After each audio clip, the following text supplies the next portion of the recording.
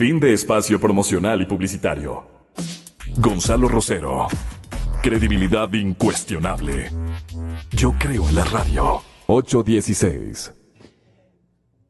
En contados instantes, entiendo yo, vamos, señoras y señores, a conectar con el ingeniero Boris Abad. Se encuentra en el exterior, va a tener la bondad de atendernos. Pero claro, el exsecretario de la Organización de Países Exportadores de Petróleo, el señor ingeniero y exministro de Estado René Ortiz, nos acompaña.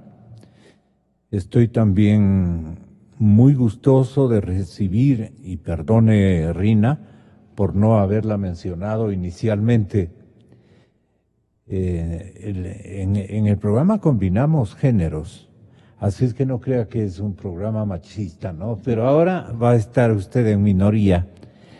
Rina Campaín de Creo, que pensaba yo que el segundo apellido era Creo. No. Es usted militante del movimiento que lidera el ex candidato presidencial Guillermo Lasso, el movimiento Creo. Bienvenida, asambleísta. ¿Cómo les fue la visita al complejo de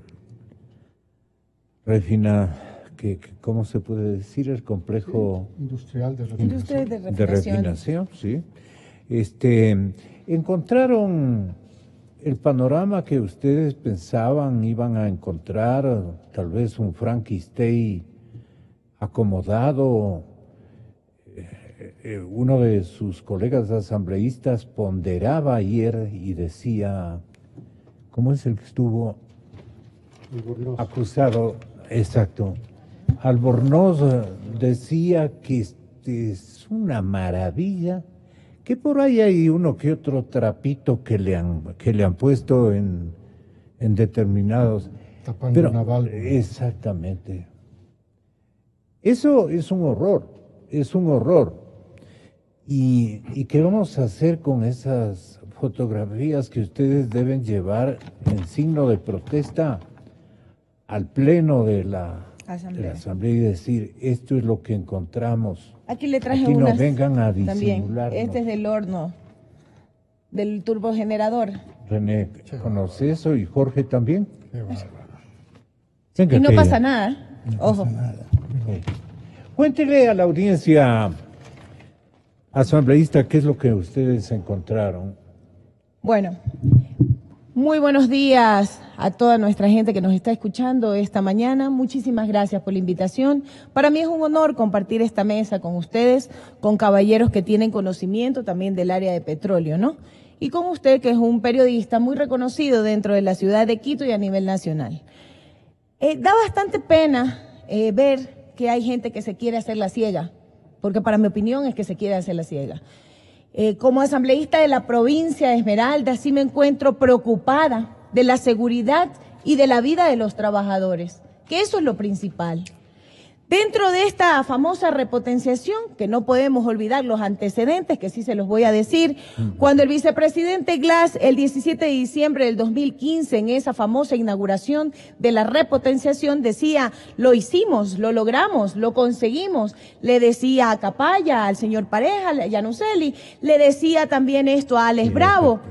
¿Y qué es lo que lograron? Claro que lo hicieron. Hicieron un acto de corrupción terrible que en este momento está siendo señalado por todos. Lo hicieron, claro que hicieron, ocasionaron un problema grave no solo para la provincia de Esmeraldas, sino para el Ecuador entero. Así comenzamos. La famosa repotenciación llegó a costar 2.200 millones de dólares. El 29 de julio, con las fotos que acaban de ustedes ver, ocurrió un incendio en los turbogeneradores de energía, una parte fundamental para el sistema eléctrico de refinería. Eso fue parte de la famosa repotenciación también. En la visita que realizamos nosotros, los asambleístas, que fue una comisión de la Comisión de Desarrollo Económico, y también fuimos otros asambleístas que se apersonaron y dijeron, bueno, vamos a ver qué es lo que realmente está sucediendo en Esmeraldas. En lo particular, yo vivo en Esmeraldas. Yo sé la contaminación ambiental terrible que pasamos los esmeraldeños y no lo conozco desde ahorita, a los 34 años de edad que tengo, lo conozco de toda mi vida, porque toda la vida ha existido problemas en refinería de Esmeraldas. En 1997 ocurrió un grave incendio dentro de las villas de Petroecuador, donde tuvimos víctimas mortales y una tristeza terrible de parte del pueblo esmeraldeño. Pero para comentarles a ustedes, dentro del recorrido fuimos al área más afectada que ustedes han de conocer, que es el FCC, es el craqueo catalítico fluidizado, es el corazón de refinería de Esmeraldas. Esa fue la parte también repotenciada. Pero ¿qué sucede? Al recorrer fuimos al reactor y fuimos al regenerador, ¿ya? Como antecedente, este reactor y este regenerador... Perdón, asambleísta, fueron con Albornoz. Claro que sí. Fuimos con el asambleísta Albornoz, pero parece que él no sé a dónde se ha metido, porque para que diga que no pasa nada, cuando recorrimos, cuando subimos al FCC y vimos las mangueras, es decir, las mangueras que colgaban, que le inyectan vapor, porque estamos hablando de que el reactor y el regenerador tienen unas temperaturas muy altas, de 750 grados o de 550 grados, entonces estas temperaturas parece que se les estaban elevando, se encuentran ya los puntos rojos, que ellos dicen, no se ven. En la noche sí se ven. Los trabajadores ven los puntos rojos. ¿Qué es lo que ha sucedido? Y tiemblan del miedo, seguramente, ¿no? Sí. Los trabajadores. ¿Cómo no van a temblar ante el miedo si son muchas mangueras guindadas inyectando vapor? Entonces hay que tener algo en cuenta con esto, que es importante decirlo. Estuvo 2 años el regenerador y el reactor tirados, prácticamente, sin utilizar. ¿Lo cogen de la basura o lo cogen como chatarra y lo ubican en la repotenciación? No puedo señalarle que haya sido como no basura, ¿no? Pero lo que yo sí le puedo decir con certeza es que lo que dicen también los trabajadores, y no lo digo yo porque lo dicen los técnicos, que este cemento refractario es el que se ha caído, porque parece que cuando el problema de la repotenciación no comienza de ahorita, el problema de la repotenciación comienza desde el primer día que comenzó a funcionar. ¿Por qué? Porque parece que subieron muy altas las temperaturas o, como dice el ministro de Hidrocarburos, de mala calidad, porque se cae inmediatamente el cemento refractario. Y ahí es que se encuentran los puntos rojos y comienza esta problemática. Pero esa es una. Dígame, bueno, coincidencia, ¿no? Que justo eso se dañó. No, en lo personal me subí a un tanque. Me subí a uno de los tanques, al área de los tanques, y pudimos constatar, el grupo de los que hicimos un informe paralelo, porque no podemos apoyar un informe que realmente no está diciendo la verdad, no está diciendo todo completo. Digamos, se han cuidado tanto, porque me contaron un poco sobre el informe que han elaborado, se ha cuidado tanto como que dice que hay problemas, hay esto, hay el otro, pero la planta está trabajando al 100%. ¿A qué hablan el 100%? Dicen que supuestamente es 110.000 barriles de petróleo. Como yo les pregunté a ellos, ¿y el residuo cuánto es? ¿De qué estamos hablando? El residuo es casi el 55%. Estamos hablando que está trabajando a la mitad. ¿Sí me explico? Entonces, dígame que un residuo mínimo de 10, 20. Las zonas de la infraestructura más peligrosas, ¿dónde ubicó usted de lo que logra entender? Asambleísta, usted no es una experta. Pero creo que me estoy volviendo. Muy bien. Creo que me estoy volviendo porque y nos está explicando adecuadamente. Sí, yo creo que, sobre todo que la ciudadanía entienda. He conversado mucho con técnicos esmeraldeños, llevé un técnico esmeraldeño, porque ¿quién más que ellos, que tienen más de 25 años trabajando dentro de la empresa, que te pueden decir realmente qué es lo que ocurre y qué es lo que pasa? Mire, subimos a un tanque, ¿no? Y dentro de lo que pudimos ver, constatamos de que existen fisuras en la estructura. Hablo de los tanques de almacenamiento de combustible. Existen fisuras. Y con este problema existen 22 tanques. Y lo peor de todo no es eso. Lo peor de todo es porque si hay un problema, ¿no? Inmediatamente debería la empresa actuar y arreglar el problema, ¿no? Pero no. Estuvimos conversando con autoridades de EP Petroecuador y nos supieron manifestar de que existen litigios que mantiene la compañía contratista Tesca y que hay que esperar pues qué sucede con ese litigio.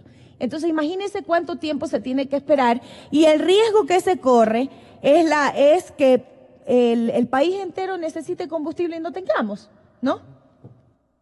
Entonces eso, otro de los problemas Ok, permítame alertarle o informarle al señor ingeniero Boris Abad, que está con nosotros y a la que escucha Boris, es asambleísta, una de las asambleístas delegadas por el Pleno, una comisión cameral que viajó hasta las instalaciones de la refinería. Y entonces nos da cuenta de la desgracia que encontraron, no encuentro otra palabra más graficante. Jorge Ceballos, que es un funcionario de la refinería, sí, él también quiere participar, pero me encanta mencionarle a Boris que estamos en compañía de dos exministros muy entendidos como expresidentes de la compañía Petroecuador, don Jorge Pareja y don René Ortiz, exsecretario, a quien usted lo conoce, Boris. Rina Campaín, del Movimiento Creo, es una de las asambleístas que tuvo la oportunidad de estar en las instalaciones. Y claro, la interrogante es, no obstante lo que pondera el señor Albornoz, ignorito de una infraestructura tan desconocida para todos los ecuatorianos y de esos quilates de complejidad, él dice que todo está súper bien. No sé si tenemos esa grabación. Él dice que está súper bien, que hay uno que otro trapito amarrado ahí a coyunturas de la tubería, pero que las máquinas están bien. Y que cuando se calienta, yo lo escuché eso, y que cuando se calienta la tubería o las coyunturas, dice, hay que parar la parte esa donde se produce el recalentamiento. Yo me he quedado sorprendido de cómo quieren disimular un atraco tan magistralmente perpetrado en contra de la refinería, el principal activo que tiene la industria petrolera ecuatoriana, la refinería de Esmeraldas, ¿no? Y yo recuerdo, porque fui a la inauguración de esta refinería y de toda la tubería, cuando el desaparecido técnico ecuatoriano formado en el exterior, René Bucarán, tuvo la bondad a nombre de Texaco de invitarnos a un grupo de periodistas a hacer una revisión de lo que había hecho una empresa, pues. Era una empresa japonesa, Sumitomo Chiyoda. Exactamente. Entonces yo recuerdo cuando recién ingresaba a mis actividades profesionales en el periodismo, yo fui a hacer un reconocimiento de eso que era una verdadera maravilla, un reloj suizo. Era linda la refinería y funcionaba a plenitud. Jorge Pareja, usted podríamos recordar cómo era la refinería de Esmeraldas, que puso el pecho en el sitio más alto de orgullo esmeraldeño, pusieron todos los habitantes de esa provincia con mucho orgullo, pues no, el corazón le pusieron en un pedestal francamente de orgullo. ¿Usted recuerda esos días? ¿Y qué han dejado hacer? ¿Qué han dejado pasar? ¿Cómo le desgastaron? ¿Cómo se han robado la plata a título de que están haciendo determinada instalación, recuperación de una fase, de otra?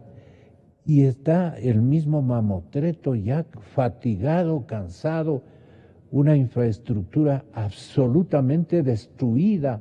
¿Dónde está lo nuevo? Porque de las gráficas que nosotros esperábamos encontrar, ¿no? Lo que encontramos es chatarra. Cualquier foto desde el ángulo que vaya, mire, la Asociación de Fotógrafos de todos los medios de comunicación debería hacer un viaje, y lo propio los compañeros camarógrafos, y quedarse ahí solamente un día.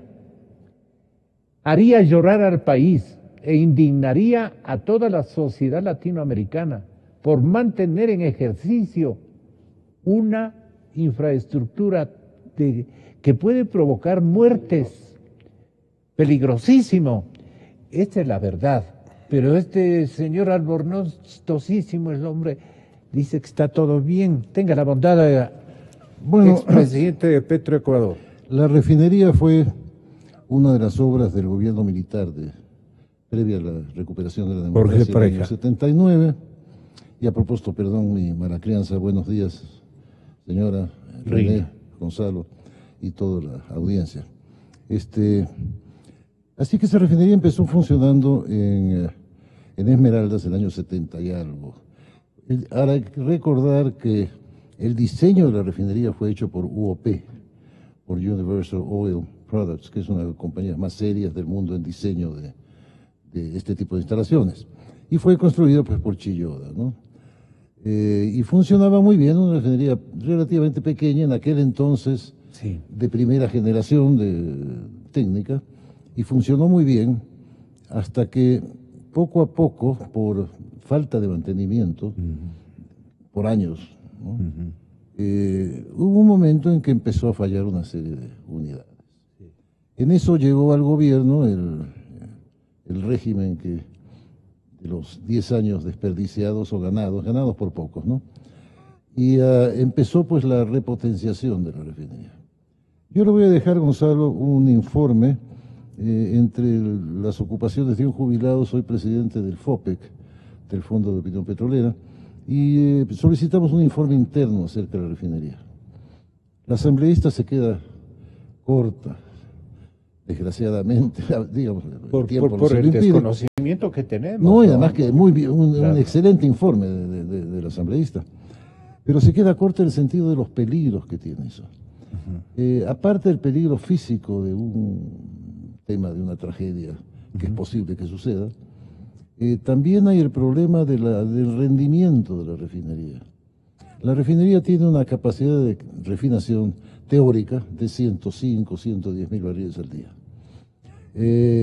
Pero el rendimiento, este momento en cuanto a productos blancos se refiere, es apenas similar al porcentaje que rinde, por ejemplo, la refinería de Santa Elena, que son refinerías de generación pues muy antigua, de los años 60, de torres de destilación. Es decir, más del 50% está en residuos, ¿no? Y solamente el 40 y algo % de productos blancos. Es decir, su eficiencia es comparable a una refinería hecha hace 100 años, más. Eso trae consigo una serie de problemas, aparte del riesgo personal a la gente que trabaja allí y a la población, porque recordemos que cuando la refinería se construyó, los potreros o la parte baja de la refinería eran potreros, ¿no?, para ganadería. Hoy día esa es una población muy densa, de manera que algún problema que haya, Dios nos ampare, va a causar una tragedia muy seria. Pero en fin, el tema de fondo... ¿Involucraría también a la población circundante? Bueno, es que, ya le digo, cuando se hizo la refinería, eso era terreno no baldío porque era utilizado como Claro, sí, era lejanísimo de pero Ciudad de Esmeraldas. Toda la parte baja de lo que se llamaba el potrero de los micos, se llamaba, eran potreros, ¿sí?, ganado. Hoy día es gente, escuelas, niños, niñas, mujeres, ancianos. El río Teauna, que antes era un río para gozar de la pesca y del baño, hoy día es un río contaminado por la población que lo circunda. Obviamente, sin servicios. Hay una población muy densa alrededor de la refinería que no hablemos de que pueden haber un accidente para X número de empleados. Puede haber un accidente para un enorme número de habitantes esmeraldeños que pueden sufrir por la irresponsabilidad y la codicia de unos pocos. Le voy a dejar, Gonzalo, el informe que hicimos internamente del FOPEC acerca del tema de refinería, que coincide en gran parte con lo que nos ha dicho el asambleísta, con otros detalles, ¿no?, que nos preparó el técnico respecto nuestro, que es el ingeniero Edmundo Brown, que fue uno de los que construyó la refinería. El Foro de Opinión Petrolera, que hay varios problemas. Transmitía en esta emisora. Hay durante muchos años a cargo de la presidencia de René Bucaram. Claro, yo heredé la presidencia de René. Así es. Muy mal. Trabajamos juntos también. Sí. Así que, mire, el problema de la refinería no solamente es lo actual, sino lo que puede pasar. Ya. Vamos entrando, digamos, ya en en una mecánica de conversación que proponga, por ponerlo ese nombre. Boris Abad, ¿qué le aconsejaría al señor ministro Carlos Pérez? ¿Hay que clausurar, suspender el funcionamiento de esa refinería? ¿Hay que hacerla trabajar por partes? Que entiendo, estoy diciendo una tontería, seguramente. ¿O qué hay que hacer? Y después vamos a las sanciones, Iván. Pero ¿qué este momento requiere el señor ministro de Hidrocarburos? Ser empatado, digamos, con la ayuda de técnicos como ustedes, exministros de Estado, un especialista internacional como René Ortiz, usted mismo, Boris, que es tan bien entendido, y la asambleísta, que por ser esmeraldeña, ella desde muy niña debe haber constatado cómo fue destruyéndose una obra de infraestructura que le ha dado al país tantas miles de millones de dólares, pero que no hemos sabido retribuir A Esmeraldas. ni a Esmeraldas, ni a la refinería, eso es lo peor, Exacto. ni a la refinería. Es decir, la máquina se fatigó, la máquina es harto peligrosa. Entonces viene un gobierno revolucionario por el que ustedes han votado ni sé cuántas veces, estimados compatriotas. Y este gobierno de la Revolución Ciudadana intenta fortalecer, reconstruir, repotenciar por varias oportunidades y en todas fracasa. Pero esta última sí, se embolsican un montón de dinero y prácticamente va a la comisión de legisladores y no encuentra sino trapos ahí, tuberías que están a punto de reventar. Vergüenza. Una verdadera vergüenza, Una vergüenza, bien lo una dice Rina. Así es que, Boris, ¿qué le aconsejarían ustedes todos al señor ministro Carlos Pérez? Buenos días, señor asambleísta, buenos días, Jorge, René, licenciado, muy buenos días. Gracias por la entrevista. Lamento no estar allá para compartir en persona con tan ilustres amigos y conocedores del tema. Por todo lo que he podido leer y escuchar, porque he seguido de cerca las noticias, es obvio que la refinería debe ser parada inmediatamente. Porque lo peor que puede suceder es que hayan pérdidas de vidas humanas, ¿verdad? Pérdidas de vidas humanas las que hay que proteger a toda costa, por lo que yo pienso que sobre la base de la información pública que tengo, porque no tengo conocimiento en detalle de los problemas específicos que se han encontrado, pero lo que a mí más me alarmó es ver que hay estos puntos calientes en la unidad de donde se transforma el petróleo en productos. Sí. Puntos calientes quiere decir que se está escapando algo. Se está escapando calor y con el calor, al escaparse el calor, no solamente se escapa calor, sino que se escapan otras cosas. Es decir que, en otras palabras, en pocas palabras, el barco está haciendo agua. Pero este es un barco que está hermético, que no debería hacer agua ni de adentro hacia afuera, ni de afuera hacia adentro. Entonces, lo que cualquier práctica común haría es parar de inmediato la refinería. Ahora, una refinería no se la puede parar como subiendo y bajando un switch. Tiene que tener un proceso para irla enfriando, irla apagando poco a poco, que yo pensé que para ahora ya debió haber empezado ese proceso. Eso va acompañado de las acciones que trae consigo el paro de una refinería o el paro de una unidad de proceso, cualquiera que sea, de un campo petrolero, de una unidad de producción. Primero, obviamente, si no pasa nada, todo el pueblo ecuatoriano se alzará en armas diciendo que fue una falsa alarma, que fue esto, que fue lo de acá y que nos desabastecimos de combustible, por nada. Pero si pasa algo, todo el mundo le caerá al ministro y al presidente. Al presidente culpándoles de negligentes. Sí. Así es. Entonces, como repito, con las señales que hay son suficientes como para parar la refinería, que debió ya estar parada desde la última vez que tuve la oportunidad de conversar con usted a través de este medio y con su audiencia. Ayúdeme con esto, para ir al grano. El ingeniero Edmundo Brown ha hecho un trabajo para el Foro de Opinión Petrolera, donde ustedes nuclean lo mejor de sus conocimientos en bien del país y en bien de estas partes de la industria petrolera que tanto queremos, pero que no hemos sido recíprocos con lo que ellas como máquinas nos han dado. En este momento, la refinería presenta problemas, según el ingeniero Brown, problemas en las siguientes unidades. Crudo 2, viscorreducción 2, FCC, tratamientos de extracción de azufre en GLP y naptas, hidrotramiento de gasolina, HDT, CCR, y un nombre medio complicado, isomerizadora. Isomerización, gracias René.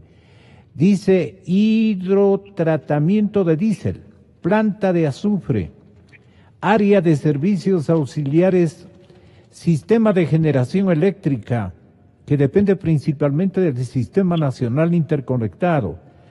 Un sistema de generación propia está desmantelado.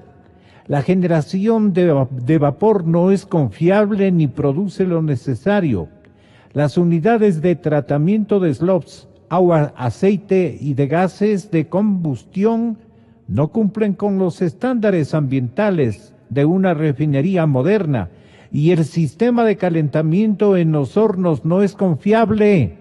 El área de tanques no dispone de la capacidad suficiente para operación de los procesos y la fijada por ley para productos importados ni terminados, así como para las entregas al poliducto. Y en el área de bodegas de repuestos, los stocks mantienen niveles inadecuados para ofrecer un mantenimiento predictivo, preventivo y correctivo eficaz de los equipos. Y todavía gritaban, lo logramos, Capaya. La ampliación de la unidad de FCC, 18.000 BD a 20.000 BD, utilizando 2.000 BD, esto es muy técnico, de crudo reducido, está en serias dificultades debido a los varios paros por emergencia que ha sufrido la refinería. Paros por emergencia. Ahí le entran al trapo. Y también posiblemente a la mezcla de gasiolos de carga con residuos y otros cambios en operación del reactor y regenerador. Este informe debe tener el señor presidente y debe tener Carlos Pérez, ministro de Hidrocarburos. Por otro lado, la modificación de la unidad de destilación atmosférica 2 o crudo 2 para independizar su operación y en igual capacidad que la unidad crudo 1 no estaría dando los resultados que esperaba su diseño.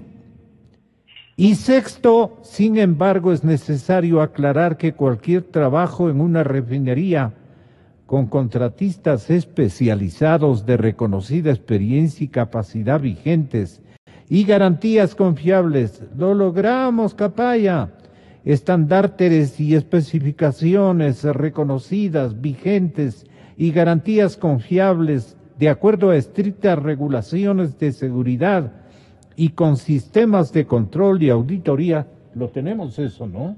Ese grito de victoria. y calidad y rentabilidad en beneficio del Ecuador y procedimientos para eliminar la corrupción reinante en el sector petrolero ecuatoriano. Cordial saludo, Edmundo. Vea, un técnico escribe así. No esperen un técnico, los colegas periodistas, que un técnico diga otras circunstancias, sino las fundamentalmente técnicas. Exactamente. Entonces, el ingeniero Edmundo Brown, que es un técnico de los mejores que tiene el país y que tiene el Foro de Opinión Petrolera, Edmundo Brown, de los más importantes conocedores de esta tecnología y de esta máquina, manda esto, envía esto a sus compañeros, reparte. El señor presidente con esto tiene que tomar decisiones y por eso yo le pido que usted le señale tal vez una sugestión. El presidente no tiene por qué saber tantas cosas técnicas, pero ¿cómo debería escuchar este mensaje emergente que da la impresión que la misma máquina fatigada le dice al Ecuador y les dice a las autoridades: yo no quiero ocasionar una mortandad, yo no quiero acabar con el resto de la infraestructura de la refinería, porque el momento en que colapse, el momento en que explosione, ya no va a poder decir esto el señor, el caballero este que gritaba. ¿Cómo gritaba? Carlos Pareja Yanuseli, antes gerente de refinación, pasaba todo el tiempo en esta refinería, luego gerente de Petroecuador y ahora ministro de Hidrocarburos. Indudablemente este es un logro de tu esfuerzo, querido Carlos, la patria te lo reconoce. Alex Bravo, nuestro nuevo gerente de Petroecuador, esmeraldeño de 34 años, joven de la generación del conocimiento.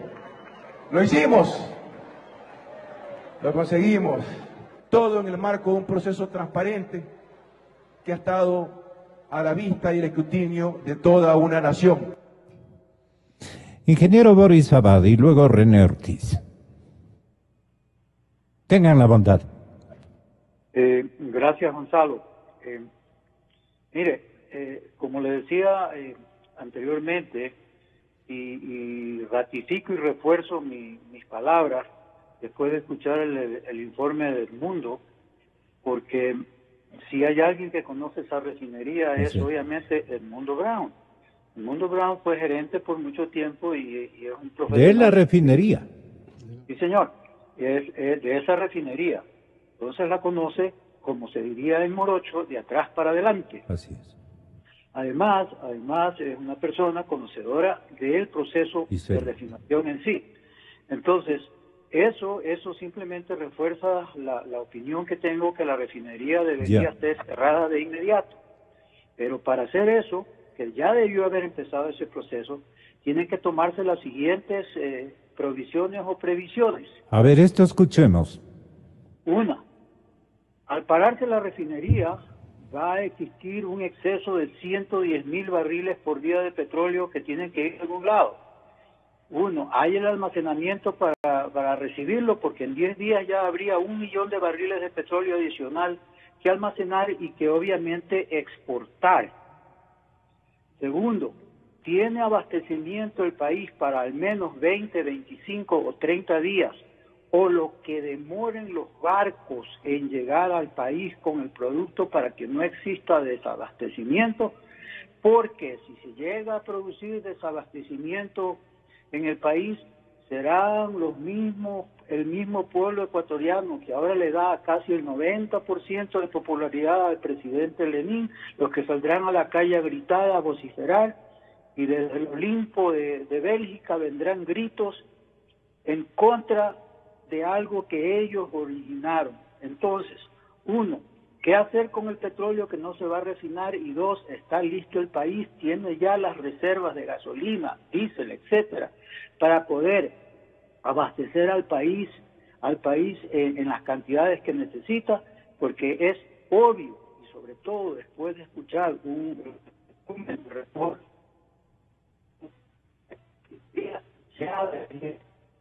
qué pena, se le dañó la comunicación a Boris.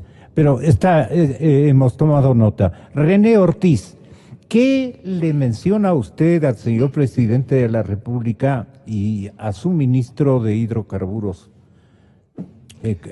Carlitos Pérez? Tenga la bondad de ingeniero. Está en una crisis el sector petrolero. Y las crisis hay que enfrentarlas aceptando que hay un problema. Ese es el primer paso, aceptar que hay un problema. Entonces, en el caso de la refinería, no hay vueltas que darle. Hay que paralizar la refinería. Que la refinería, en estas condiciones en las que se ha encontrado por parte del gobierno nacional, a través del estudio de diagnóstico que tiene, porque el ministro Pérez no es que habla sin ningún documento previo. Vamos, el ministro Pérez tiene un informe de diagnóstico. Es interno. Viene de gente, profesionales que están viviendo todo el día con estos trapitos. Es informe absolutamente fidedigno. Entonces, ese informe. Luego existen en ese informe 9 paralizaciones no programadas. Es decir, intempestivamente mostraron un fallo que un conjunto de instrumentos, porque este complejo de refinación es un gigante industrial lleno de instrumentos, no se ve nada.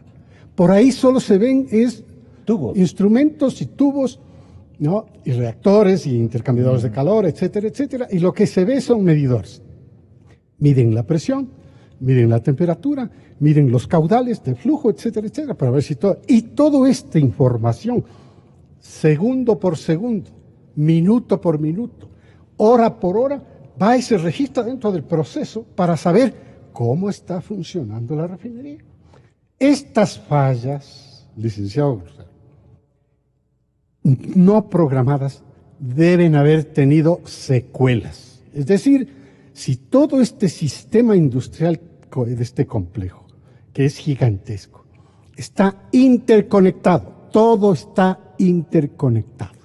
Entonces, si falló en alguna parte, la presión, la temperatura, el caudal, ese instante produjo un problema en otra parte. Por eso, el cuadro médico, llamemos, el enfermo es la refinería de Esmeraldas. El cuadro médico, el primero, es el que tiene el ministro Carlos Pérez. Y ese cuadro médico de la refinería está diciéndole que aquí hay un problema serio, no 9 paralizaciones intempestivas. De repente ocurrieron. Esto le revela que hay que hacer algo. Segundo, vienen todas las inspecciones. Las inspecciones que usted, distinguida asambleísta, ha visto con sus ojos y nos muestra las fotografías. Esto es un horror. Estos trapitos envolviendo tuberías y válvulas y cosas así, esto es un horror. Tercero, hay el informe del FOPE, del Foro de Opinión Petrolera. Del ingeniero Brown. Que es el informe del ingeniero Brown. Y coincido 100% con Boris Abad, que el ingeniero Brown, el mundo a quien lo conocemos todos en la industria, es un hombre con todas las capacidades y cualidades como para poder haber emitido este tipo de informe. Técnico. Entonces, ya no hay nada que hacer. Están diciendo todos, ha llegado el momento de paralizar. ¿Y ahora? ¿Por qué? No hay que preocuparse. La gente podría preguntarse, ¿y ahora qué hacemos si esa refinería no produce? Vamos, si no produce los combustibles, hay que comprarlos. ¿Y con qué plata vamos a comprar? Con los 110,000 barriles que dejan de entrar a la refinería, porque esta quedaría paralizada para entrar directamente en lo que se llama la reparación. Eso se han de llevar los intermediarios hacia el Perú. Hay que vender, claro, puede ser, ¿no? Al mercado, llamémosle al mercado. Entonces, no es difícil. Esto puede ser superado fácilmente, habrá una diferencia de precio, evidentemente, pero hay una gasolina nueva, ¿o no? Esa gasolina nueva llamada Eco, ni sé qué, que tiene el 5% de alcohol anhidro, o sea, sin agua, esa puede ser la gasolina que entre con precios internacionales. Y aquí permítame decirle, ya hay que tomar esto, el toro por los cuernos. Hay que vivir la realidad. Hay que vivir lo que es real. La refinería de Esmeraldas, en esas condiciones, no puede seguir operando. Entró en colapso. No puede seguir operando. Y en peligro. La refinería de Esmeraldas puede ser sustituida perfectamente por importaciones directamente de los combustibles, con los estándares que nosotros tenemos en las normas del INEM, sin necesidad de entrar en todo ese tipo de mezclas y cosas por el estilo, no. Y eso está disponible, eso no va a tomar absolutamente ningún tiempo extra, no. Tenemos el almacenamiento para esto, claro, si estábamos importando, si no cambió nada, licenciado, si no cambió nada esa refinería en esa reparación que hicieron durante la administración de Correa. En esa refinería lo único que hicieron es cambiar partes, piezas y equipos, incluida la ampliación de esta unidad de procesos que se llama FSC, ¿no? Que es una forma de un craqueo, un rompimiento de las cadenas de hidrocarburos largas para hacerlas pequeñas, para hacerlas del tamaño de gasolinas, del tamaño de GLP, del tamaño de diésel. Eso es el craqueo. Por supuesto, químicamente esto es un proceso bastante complejo. Pero esto es lo que hicieron y repararon. No ha funcionado. ¿Por qué no ha funcionado? Porque simplemente hubo mala operación, no sé. Hubo mal funcionamiento, deben haber reportes. Por todo esto debe ser reportes. Hay bitácoras que se siguen, tiene que estar todo eso ahí. Justamente. Mala fabricación. Muy bien, pues hay que ir a reclamar al fabricante. Oiga, estas piezas, estas partes, cámbielas. Tenemos que reparar. ¿Por qué? Porque todo esto debe haber tenido garantías. Ha llegado el momento de exigir las garantías para el funcionamiento, garantías de los materiales que se usaron, garantías de la fabricación, cómo se fabricaron, con qué tipo de materiales se fabricaron y garantías de funcionamiento. De ahí va a salir la verdad. Pero mantener todo esto como que no ha pasado nada y que inclusive un asambleísta que dice que es ingeniero no sé de qué parte es, pero me imagino que es de eléctrico porque manejaba el sistema eléctrico en la administración de Correa. Bueno, decir que está funcionando al 100% y desconocer que hubieron 9 fallas no programadas. Eso dice el diagnóstico, esto es un horror. Y que diga, no, si eso se arregla nomás, o sea, el trapito, sí. Perdón, usted tomó la palabra del trapito y yo la sigo tomando también. El trapito, por favor, esto es una bomba en los operadores, y los operadores son seres humanos, quiero recordarle. En la década de los 70s, una explosión muy sencilla de gas licuado en Guayaquil, en el terminal de Shell. Simplemente se desconectó la válvula que cargaba del buque hacia un tanque. Esta explosión, pequeñita, bueno, tuvo un radio de acción de 2000 metros. Acabó con todos los vidrios de los alrededores de esta planta.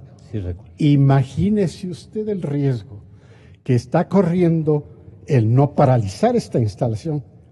Es un riesgo gigantesco. Más aún lo que describe Jorge, y que me imagino usted, asambleísta, sabe perfectamente. Estas tierras que debían haberse mantenido fuera de desarrollo urbano y que por habeas razones se permitió que se desarrolle urbanamente, bueno, pues ya están ahí gentes, ya están ahí poblaciones, ya están ahí escuelas, me imagino hay escuelas, ya están ahí centros médicos, etcétera, etcétera. Bueno, ya hay esto, ahora hay que tomar todavía más precauciones, licenciado. Jorge. Entonces, termino con esto. Si no se quiere paralizar a la refinería por miedo de que el país se quede desabastecido, es un error. Están equivocados. La paralización no va absolutamente a afectar al abastecimiento. No va. Nosotros vamos a tener todos los combustibles. Esto va a ser, además, muy fácil. Además, podría ser la solución perfecta, digo yo. Y vamos a ir a una parte de la solución, y en la solución sí hay formas de solucionar todo esto. Y esa solución tenemos que darle ya términos, números reales. No se puede seguir jugando con ficciones. Ok. Jorge Ceballos es el secretario general de los trabajadores petroleros. Lo conozco. Jorge Ceballos. Jorge, bienvenido, buenos días. Mire, un experto también en la materia de seguridad de la refinería de Esmeraldas nos ha llamado y nos dice que ustedes tienen una corresponsabilidad, los trabajadores y también los administradores de las empresas. Se conforman comités, dice este caballero, se conforman comités paritarios que vigilen los temas de seguridad de los trabajadores y de su salud. Eso llaman ustedes higiene laboral y llamamos todos, desde luego que sí. Y pregunta si los miembros de estos comités y los miembros de los sindicatos no son también corresponsables de esta desinformación y de esta negligencia. ¿Qué opina mi querido Jorge? Buenos días. Buenos días a todos los radioyentes de esta prestigiosa emisora. Les saludo de parte del Comité de Empresa de los Trabajadores Petroleros. La respuesta a su pregunta, yo creo que también los comités de empresas, los sindicalistas, tienen la corresponsabilidad. Si en algún momento observaron, vieron y omitieron decir las cosas, tienen corresponsabilidad. Pero también recordemos que la política en el Ecuador estuvo manejada de una manera tal que mucha gente temía decir las cosas como son. La ley Mordaza no solamente fue para los medios de comunicación. ¿Qué pasaba si usted salía con una denuncia? La réplica inmediata de castigo, ¿en qué ustedes advertían? Bueno, en aquel tiempo no estaba yo representando a los trabajadores, pero... yo hablo de la temporalidad de la repotenciación. Ahí sí estaba usted, pues. Muchos compañeros temían hablar porque se tiene firmado un documento de no poder decir las cosas. Entonces, esto llevó a que muchos callaran. Los que intentaron hacerlo, pues, están despedidos, ciertamente, por esa... ¿Y usted también se amilanó, Jorge? No, en ningún momento. Por eso están los documentos allí para poderlos mostrar cuando sea el requerimiento necesario. Nosotros hemos estado siempre pendientes de que las cosas funcionen. Lo hemos dicho. No solamente es la cuestión de FCC, también es... Bueno, Jorge, este momento ¿hay que parar la refinería? ¿Perdón? Si este momento lo que corresponde es parar la refinería hasta que las cosas se superen desde el lado eminentemente técnico y no arriesgamos vidas ni de sus compañeros y peor del entorno ciudadano gigantesco, que podría pagar las consecuencias. Tenga la bondad. Hay que parar la refinería. ¿Qué le han dicho sus compañeros técnicos? Hay que programar el paro de la refinería, porque pararla... no se puede. Ya lo dijo René Ortiz. No quiere decir que tengamos las herramientas o tengamos los puestos en la ferretería de la esquina. Todos sabemos que esta es una refinería y las herramientas, las piezas, inclusive hay que mandarlas a ver a Europa. A Europa. ¿Y eso por qué no harían en vez de estarse felicitando lo logramos? Bueno, ahí no estaba yo, querido periodista, pero sin embargo hay muchas cosas que sí cambiaron, que no los podemos dudar. Ahora está fallando el sistema. Nosotros como operadores, nosotros como trabajadores, tenemos que seguir laborando y tratando que las condiciones sean las más seguras, no solamente para nosotros, sino también para los ciudadanos. ¿Qué parte de la infraestructura usted tiene temor de que pueda colapsar o reventar, por darle una adjetivización un poco más frontal, ¿no? Porque pues, esto puede explotar, pues. estamos hablando de temperaturas, estamos hablando de calores infernales, así de simple. Entonces, ¿qué partes, Jorge, son las más complicadas y que tienen necesidad de otro tipo de tecnologías para poder parar la refinería? Mire que yo no me imaginaba que necesitábamos hacer inversiones fuertes y prepararnos para una tarea técnica científica muy importante para poder colapsar el funcionamiento por orden humana, ¿no? Eso yo no entendía así. Yo pensaba que era como un switcher. Claro, muchos neófitos como yo. Dígalo nomás. A mí piensa que esto es como la película de Homero Simpson. Aplastar un botón prender o aplastar un botón apagar. Todo esto merece un proceso, inclusive de calentamiento cada vez que se sale de ¿Usted cree que el señor ministro Pérez está sobre eso y está preparándose? El señor ministro Carlos Pérez ha demostrado gran interés en solucionar los problemas de la refinería de Esmeraldas, al igual que el gerente de Petroecuador. Y creemos que está en la programación de la paralización de la refinería, que pensamos nosotros los trabajadores no puede ser mañana o pasado. Hay que programarla porque tiene que ir organizada, de una manera organizada, a tal punto que nadie salga afectado, ni el país ni los trabajadores. Jorge Pareja, finalmente. Bueno, René lo dijo, no hay por qué temer al paro de la refinería. Yo creo que lo sensato es dejar de funcionarla técnicamente hasta buscar una reparación total. Y dicho sea de paso, también auditar a los auditores que auditaron la auditoría inicial. Pero, mire, en cuanto al abastecimiento de productos, ¿no? Hay un proceso muy sencillo.